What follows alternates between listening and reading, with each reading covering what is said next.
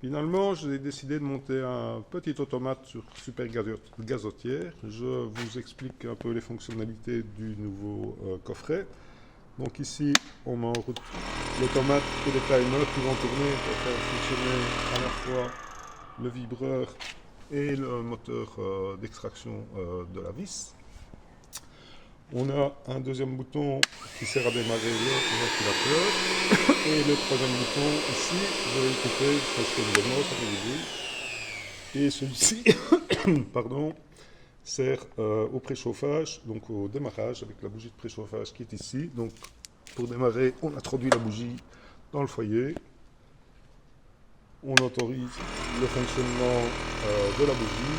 Ensuite, on appuie ici pendant une dizaine de secondes, la bougie chauffe et on peut ensuite lancer le démarrage. Je ne vais pas le lancer, sinon ça va démarrer. C'est pas le but du jeu aujourd'hui.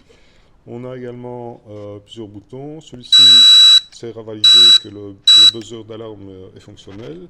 Celui-ci permet d'activer la rotation de la vis. Vous voyez, elle tourne très lentement. Et celui-ci permet de faire fonctionner le vibreur.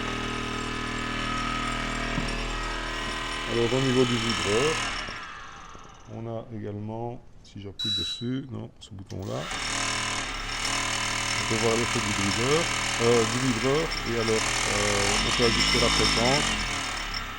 Il faut essayer d'ajuster un écoulement optimum des plaquettes. Voilà, le bouton de réglage étant ici.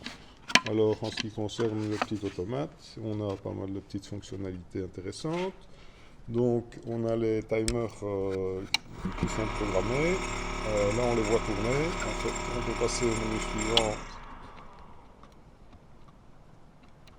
qui est celui-ci où on voit les settings. Non, c'est pas celui-ci.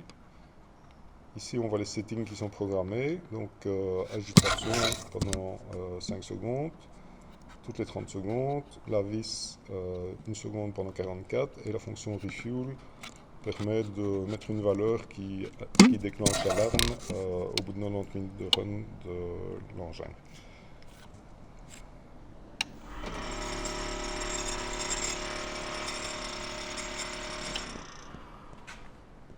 Alors qu'est-ce qu'on a comme autre menu?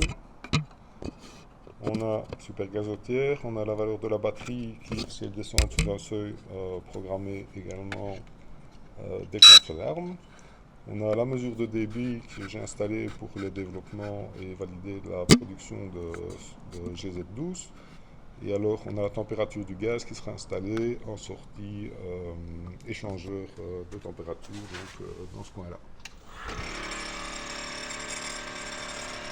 Voilà, c'est tout simple, il n'y a plus qu'à.